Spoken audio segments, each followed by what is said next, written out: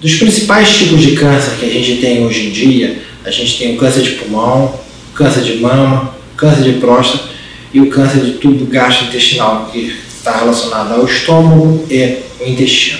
Dessas 4 tipos de câncer que eu falei para vocês, o único que tem uma causa definida, ou seja, um agente etiológico, é o câncer de pulmão, que está muito relacionado ao hábito do tabaco, de fumar.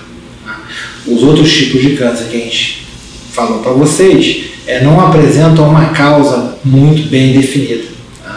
Acredita que tem alguns fatores hormonais relacionados ao câncer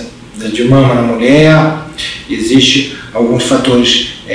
nutricionais, de dieta em relação ao câncer gastrointestinal, mas não são causas muito bem definidas. Em relação ao câncer de mama, que é uma doença muito importante, principalmente na mulher, a gente tem alguns fatores etiológicos contributórios para o desenvolvimento da doença, história familiar, alguns fatores genéticos e alguns fatores hormonais que podem estar relacionados ao desenvolvimento da doença. Em relação ao câncer gastrointestinal, como fatores etiológicos, a gente tem,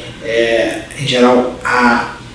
contribuição da dieta, ou seja, dieta rica em gordura, pode ser um fator contributório importante para a definição e para a etiologia da doença. Já em relação ao câncer de próstata, que é o tipo de tumor mais comum no homem, a gente tem fatores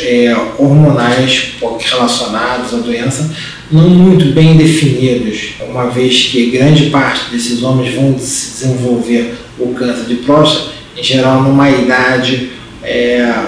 mais elevada, ou seja, quando pacientes mais idosos, acima de 65 anos.